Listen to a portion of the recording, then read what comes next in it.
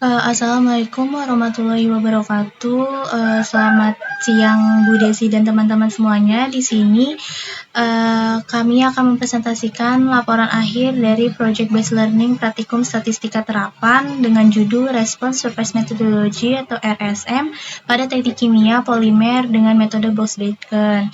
Nah, di sini jurnal acuan kami dari Gebadean et al. 2023 dengan judul Assessment and Optimization of Thermal Stability and Water Absorption of Loading Snail Shell Nanoparticle and Sugarcane Bagasse Cellulose Fiber on Polyethylene Acid Bioplastic Film.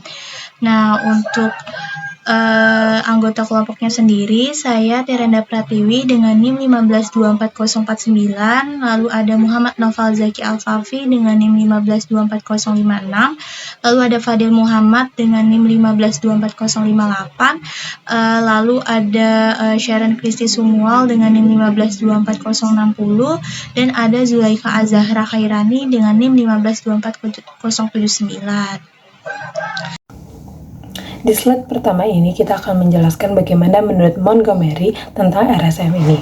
Jadi, menurut Montgomery, RSM ini pada dasarnya adalah kumpulan teknik matematis dan statistik yang dipakai ketika hasil yang kita inginkan itu dipengaruhi oleh beberapa variabel sekaligus. Dan tujuannya adalah mencari kombinasi variabel yang menghasilkan output paling optimal. Contoh konkretnya begini, di buku itu ada studi kasus seorang insinyur kimia yang mau mencari kombinasi suhu dan konsentrasi bahan baku yang menghasilkan produksi paling maksimal. Nah, hubungan antara variabel ini sama hasilnya itu bisa digambarkan seperti sebuah permukaan, makanya namanya response surface yang bisa kita lihat lewat grafik 3 dimensi atau peta kontur. Sekarang di dalam RSM ini sendiri ada beberapa tahapan atau metode yang dipakai secara berurutan, bukan sekali jadi. Yang pertama itu model order 1. Ini dipakai di tahap awal ketika kondisi kita masih jauh dari titik optimal. Di tahap ini kita asumsikan dulu hubungannya sederhana, semacam garis lurus. Dan yang kedua ada metode Steepest Ascent. Nah, ini menarik karena setelah kita punya model sederhana tadi, kita bisa tahu arah mana yang bikin hasil kita harus naik. Jadi, kita bergerak bertahap ke arah itu, sampai peningkatannya udah nggak signifikan lagi. Begitu kita udah mendekati area optimal, biasanya hubungan variabel dan hasil itu nggak lagi sederhana. Bisa melengkung, naik terus turun. Nah, disinilah kita pakai model order 2 yang lebih kompleks buat menangkap pola melengkung ini. Dan untuk membangun model order 2 ini, desain percobaan yang paling sering dipakai adalah Central Composite Design atau CCD. Desain ini gabungan dari 3 jenis titik percobaan, kombinasi level tinggi rendah, titik tambahan di luar itu yang disebut titik aksial, dan beberapa titik di tengah sebagai perbandingan. Nah, dari penjelasan tadi mungkin ada yang bertanya-tanya, kenapa sih peneliti repot-repot pakai metode RSM ini? Kenapa nggak coba aja semua kombinasi variabel satu-satu?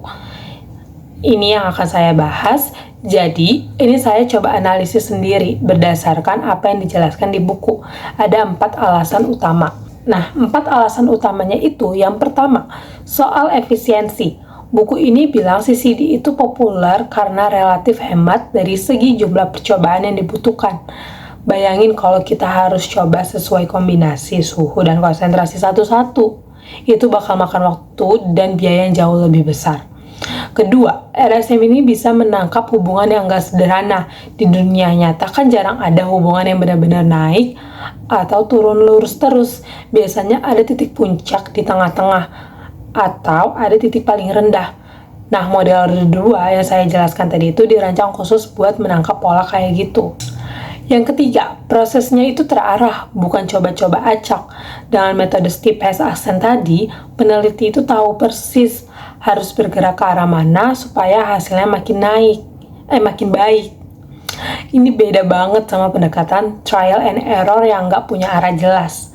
Dan yang terakhir ini, RSM ini membantu visualisasi hasil, karena hasilnya bisa digambarkan lewat grafik permukaan dan kontur. Kita bisa langsung lihat secara visual di mana kira-kira letak kombinasi yang paling optimal itu. Jadi nggak cuma angka-angka doang yang susah dibayangkan.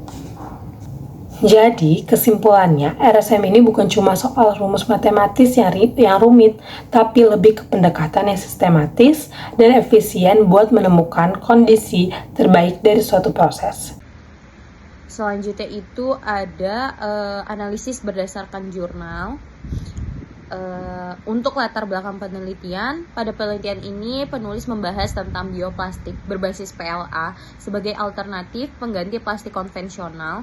Walaupun PLA ini lebih ramah lingkungan, tetapi material ini masih memiliki kelemahan, yaitu stabilitas termalnya rendah dan mudah menyerap air. Oleh karena itu, peneliti menambah 2 bahan penguat, yaitu serat ampas tebu atau SBCF dan nanopartikel cangkang siput atau SSNP agar sifat bioplastiknya menjadi lebih baik. Selanjutnya itu ada tujuan penelitian. Penelitian ini mencari komposisi terbaik antara PLA, SBCF dan juga SSNP menggunakan metode Response Surface Methodology atau RSM dengan desain box Benken. Targetnya itu menghasilkan bioplastik dengan daya serap air yang rendah dan stabilitas termal yang tinggi. Selanjutnya itu ada variabel penelitian. Penelitian ini menggunakan 3 variabel bebas, yaitu konsentrasi PLA, SBCF, dan SSNP. Ketiga variabel tersebut diuji pengaruhnya terhadap 2 respon utama, yaitu water absorption atau daya serap air, serta thermal stability atau stabilitas termal. Selanjutnya itu alasan kenapa memilih box Benken design.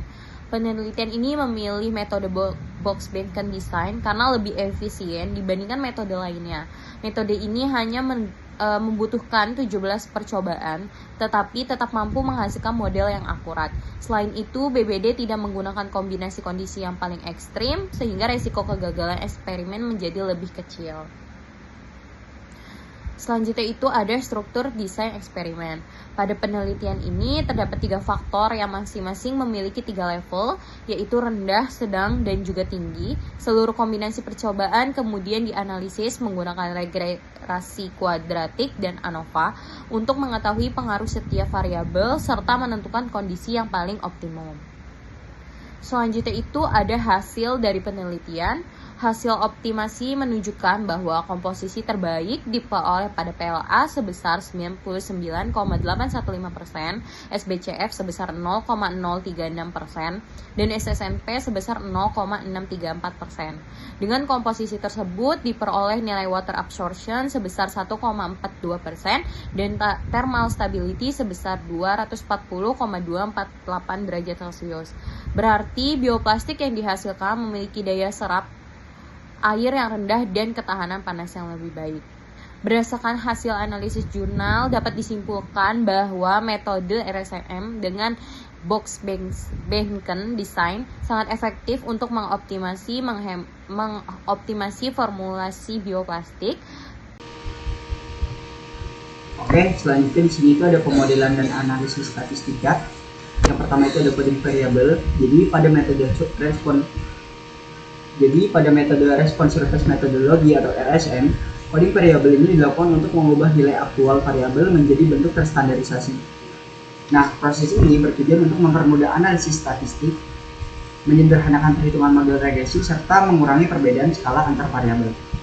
Nah, persamaannya itu dengan sebagai berikut: XI kecil sama dengan XI kurang F0 dibagi delta X, di mana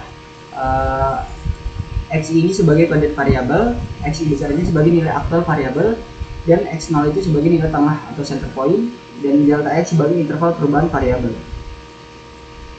Pada metode RSM, variabel biasanya dikodekan menjadi 3 level, yaitu minus 1 sebagai level rendah, 0 sebagai center point atau nilai tengah, dan plus 1 sebagai level tinggi. Nah, selanjutnya itu ada aktual variabel. Nah, aktual variabel ini adalah nilai asli atau nilai nyata dari variabel yang digunakan langsung dalam eksperimen sebelum diubah menjadi kode variabel. Nah, nilai ini ditentukan berdasarkan rentang percobaan penelitian.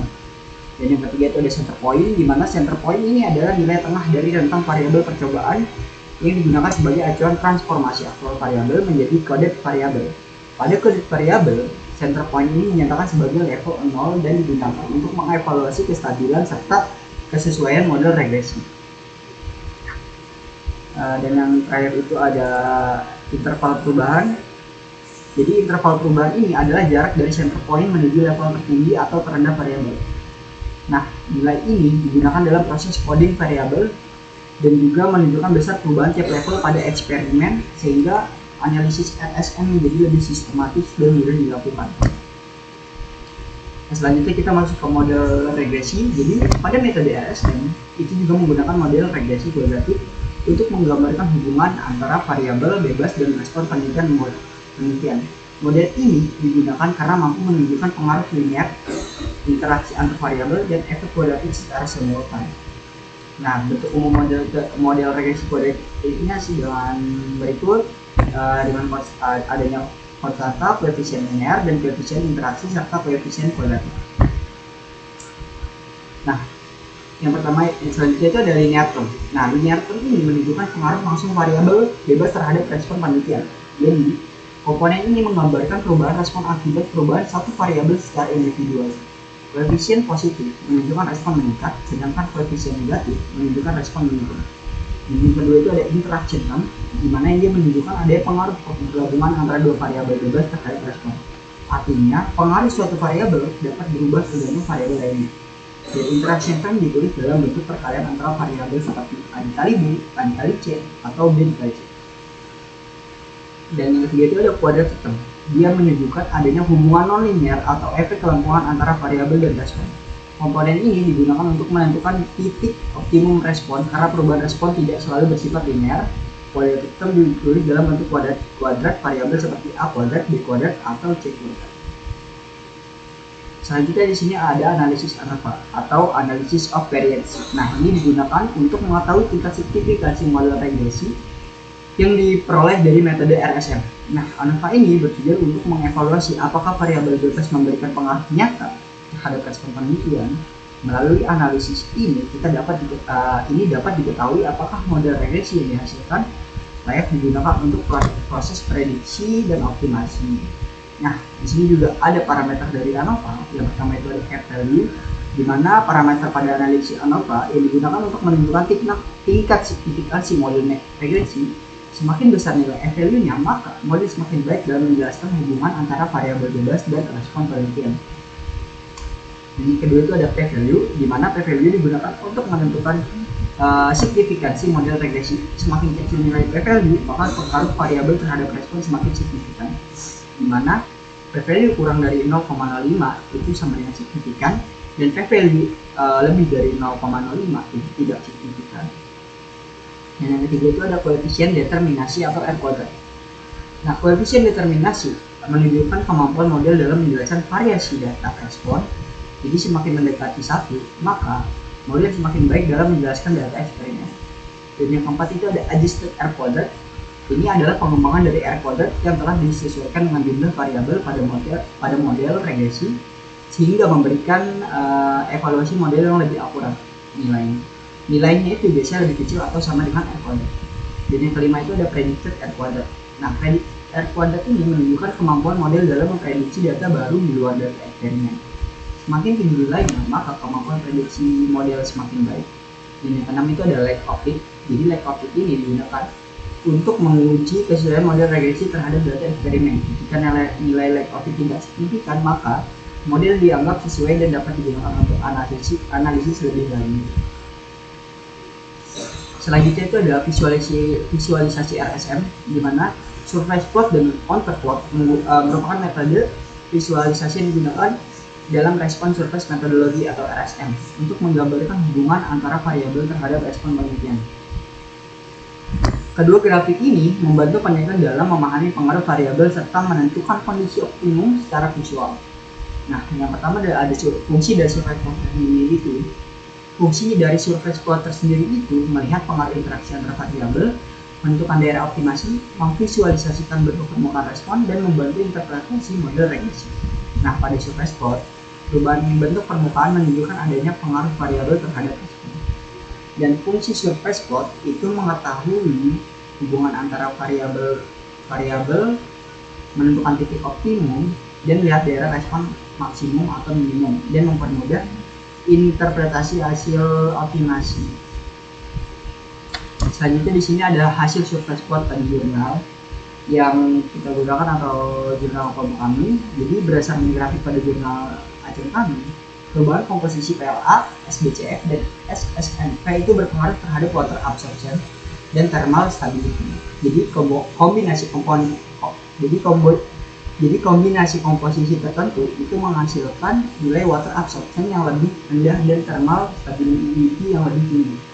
Nah, bentuk permukaan yang melengkung serta garis kontur yang tidak sejajar menunjukkan adanya interaksi antar variabel dan hubungan kuadratik, sehingga sesuai di analisis menggunakan metode RSM.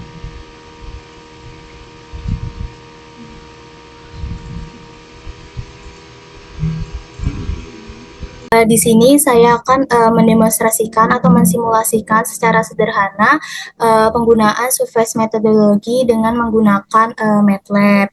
Sebelum masuk ke penjelasan, saya mau memberitahu bahwa di dalam jurnal yang sebagai acuan peneliti menggunakan software Design Expert, sehingga tentunya hasil dari simulasi sederhana ini nilainya sedikit berbeda dengan yang berada di jurnal.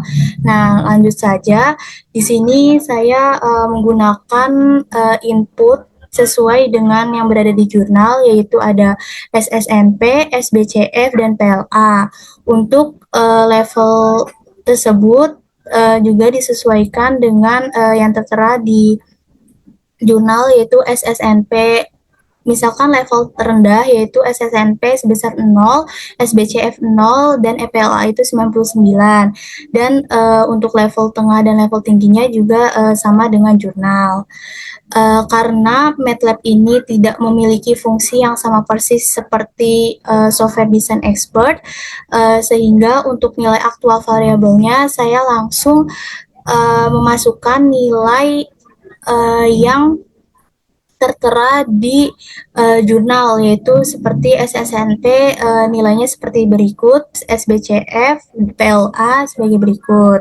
Nah, setelah memasukkan nilai aktual variabel di dalam MATLAB berikut, kita akan mengonversi nilai aktual tersebut menjadi bentuk kode variabel agar di dalam MATLAB tersebut dapat melakukan analisis seperti analisis regresi ataupun ANOVA. Nah, nanti hasil runningnya itu akan disesuaikan, yaitu di sini ada kode run. Lalu di sini nanti hasil di command window-nya berupa tabel, di mana ada tabel run, lalu ada konversi dari aktual variabel menjadi kode variabel. Nah, selain konversi dari aktual variabel ke kode variabel, sebagai responnya saya langsung memasukkan yang tertera di jurnal, yaitu ada 2 respon. Yang pertama ada water absorption dan ada thermal stability. Nah, respon tersebut untuk kita dapat menganalisis regresi dan ANOVA-nya.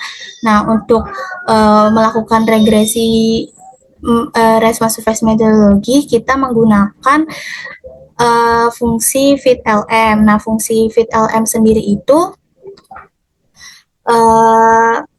berfungsi untuk menghasilkan persamaan regresi kuadrat seperti di jurnal yang mencakup suku linear ABC, lalu ada suku interaksi AB, AC, dan BC, dan ada suku kuadratik A kuadrat, B kuadrat, dan C kuadrat.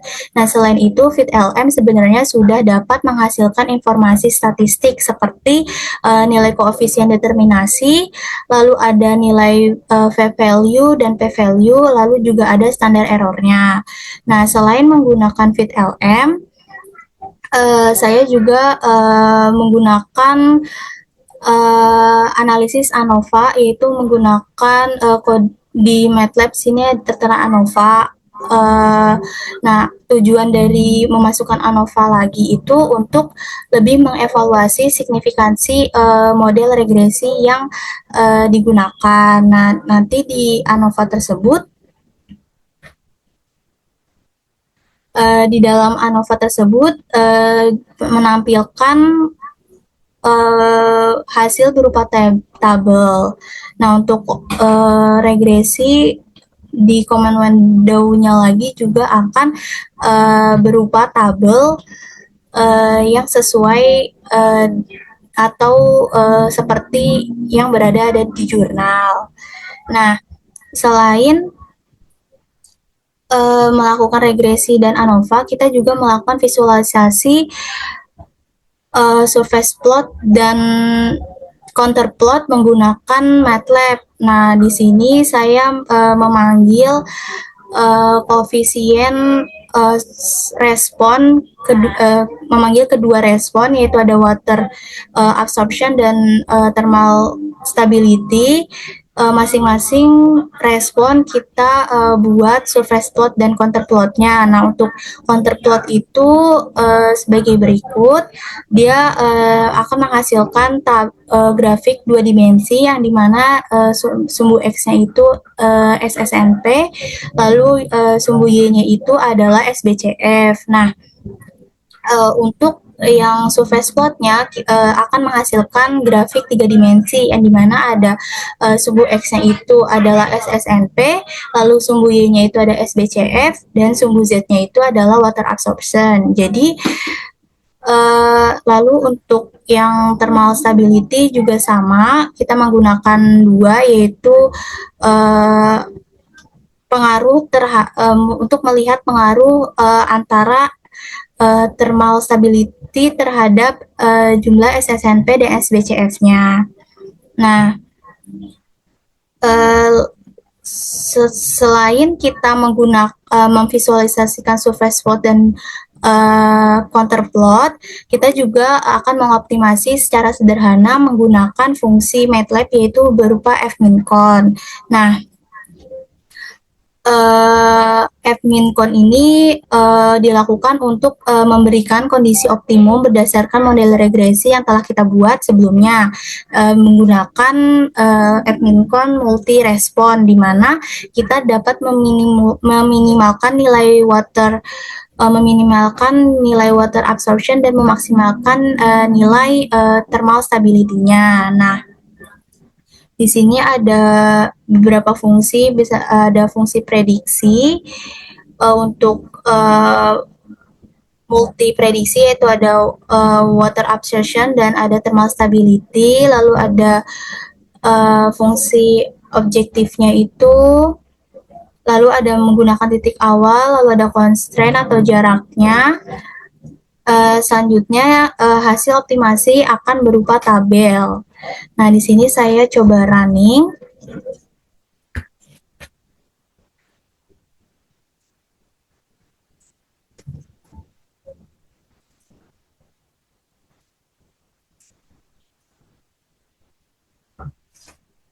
Nah, berikut hasil dari input pada kode ini akan menghasilkan seperti ini. Jadi ada faktor dengan levelnya. Selanjutnya ini adalah hasil dari pengonversi nilai aktual menjadi code variabel dan dengan jumlah running yang sesuai sama persis sesuai dengan jurnal acuan. Nah, selanjutnya hasil dari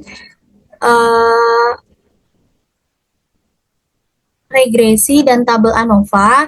Nah, di sini hasil nilai ANOVA dan model regresi yang kita buat menggunakan MATLAB, nilainya hampir sama dengan yang tertera di jurnal acuan, yang menandakan bahwa MATLAB dapat melakukan pemodelan regresi dan ANOVA dari sebuah penelitian. Nah, di sini nilai hasilnya itu Untuk water absorption, nilai R kuadratnya itu 0,84, lalu ada P value-nya itu 0,03, sedangkan kalau thermal stability-nya itu R kuadrat 0,83, lalu ada P value-nya itu 0,04. Nah, model regresi ini menandakan bahwa MATLAB itu juga dapat melakukan pemodelan secara regresi. Nah, lalu nilai P value yang lebih kecil dari 0,05 itu mengindikasikan bahwa model yang kita gunakan itu signifikan secara statistik. Lalu selanjutnya nilai R kuadrat yang sebesar 0,8 hampir mendekati 1 menunjukkan bahwa model itu mampu menjelaskan lebih dari 80% variasi data. Nah, hasil dari visualisasi data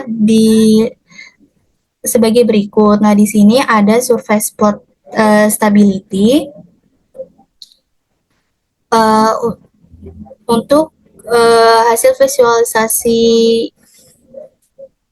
pada thermal stability itu menunjukkan pola yang melengkung yang tidak simetris, itu menunjukkan bahwa konsentrasi SSNP dan SBCF itu memberikan pengaruh terhadap thermal stability. Nah, di mana daerah kuningnya ini, daerah kuning itu menunjukkan bahwa thermal stability-nya itu tinggi, sedangkan daerah biru itu menunjukkan thermal stability-nya itu lebih rendah.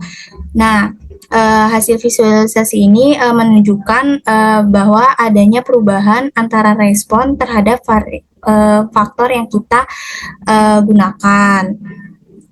Nah, selanjutnya, di sini adalah counterplot thermal stability terhadap SSNP dan SBCF, yang dimana kalau warna kuning menandakan thermal stability tinggi, sedangkan warna biru itu thermal stability rendah. Begitupun juga dengan hasil dari surface plot water absorption terhadap SBCF dan SSNP, di mana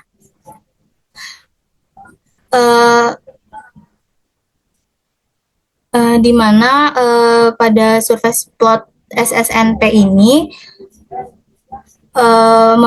membentuk grafik yang berbentuk cekung ke bawah dengan daerah yang berwarna biru. Nah, hal tersebut itu menunjukkan bahwa nilai water absorption, nilai cekungan biru itu menunjukkan nilai water absorption terendah, sedangkan yang berwarna kuning itu menunjukkan nilai yang lebih tinggi. Nah, selanjutnya bentuk melengkung tersebut mengindikasikan bahwa hubungan antara SSNP dan SBCF terhadap water absorption itu mengikuti model regresi kuadratik. Nah, di sini adalah grafik counterplot dari water absorption terhadap SBCF dan SSNP. Nah, grafik-grafik tersebut sesuai dengan grafik yang tertera pada jurnal acuan, yang dimana membahas antara pengaruh water absorption dan thermal stability terhadap nilai SBCF dan SSNP. Nah, setelah itu hasil dari optimasi yang menggunakan F-min-con di atas, kita mendapatkan bahwa prediksi optimum level dalam persen untuk PLA itu sebesar 99,5%, SBCF itu 0,1%, dan SNNP itu 0,65%, untuk menghasilkan water absorption-nya itu sebesar 1,49% dan thermal stability-nya itu sekitar 230,94 derajat Celcius. Nah, nilai optimasi tersebut memiliki nilai atau angka yang mirip atau mendekati dengan jurnal acuan. Nah, meskipun terdapat perbedaan yang tidak meskipun memiliki perbedaan yang kecil. Nah, karena yang sudah disebutkan sebelumnya bahwa jurnal acuan itu menggunakan software design expert, sedangkan kita menggunakan fungsi sederhana fmincon di MATLAB. Maka dari itu hasil-hasil yang hampir mirip atau mendekati dengan isi jurnal mengindikasikan bahwa MATLAB mampu untuk melakukan analisis statistik seperti response surface methodology. Selanjutnya ada pembahasan dan kesimpulan. Pembahasan kesimpulan ini menjawab diskusi mengenai model signifikan atau tidak, variabel paling berpengaruh. Lalu ada validasi model, apakah penulis melakukan eksperimen verifikasi, error analisis, dan perbandingan prediksi versus aktual. Kesimpulan dari kelompok kami, apakah model yang signifikan? Ya, model yang digunakan signifikan. Model menggunakan Response Surface Methodology atau RSM dengan Box Bayesian Design atau BBD, dan dianalisis menggunakan ANOVA. Model regresi kuadratik mampu menjelaskan hubungan antara komposisi PLA, SBCF, dan SSNP terhadap water absorption dan thermal stability. Visualisasi surface plot dan contour plot menunjukkan adanya hubungan nonlinear sehingga model kuadratik sesuai diinginkan. Lalu variabel yang paling berpengaruh berdasarkan hasil penelitian itu SSNP atau Snell Cells Nanoparticles, memberikan pengaruh paling besar terhadap peningkatan thermal stability. Interaksi SSNP dan SBCF juga berpengaruh terhadap penurunan water absorption. Sementara itu, PLA berfungsi sebagai matriks utama sehingga perubahan komposisinya tetap mempengaruhi kedua respon. Tetapi efek optimasi lebih banyak dipengaruhi oleh variasi filler SSNP dan SBCF. Lalu apakah penulis melakukan eksperimen verifikasi? Ya, setelah memperoleh kondisi optimum melalui RSM, penulis melakukan eksperimen verifikasi pada komposisi optimum untuk memastikan hasil prediksi model sesuai dengan kondisi nyata. Apakah dilakukan error analisis? Ya, penulis membandingkan nilai hasil eksperimen dengan nilai prediksi model untuk mengetahui tingkat kesalahan atau error. Hasilnya menunjukkan selisih yang kecil sehingga model memiliki akurasi yang baik. Kesimpulan dari kelompok kami, berdasarkan hasil analisis, model RSM dengan Box Bayesian Design terbukti signifikan dalam mampu menggambarkan hubungan antara komposisi PLA, SBCF, dan SSNP terhadap faktor absorption serta thermal stability. Variabel yang paling berpengaruh adalah SSNP, sedangkan validasi melalui eksperimen menunjukkan bahwa hasil prediksi model sangat mendekati atau data aktual. Dengan demikian, model yang dibangun memiliki tingkat akurasi yang baik dan dapat digunakan sebagai dasar optimasi formulasi bioplastik. Sekian presentasi dari kelompok kami. Bila ada kurangnya mohon maaf. Wassalamualaikum warahmatullahi wabarakatuh.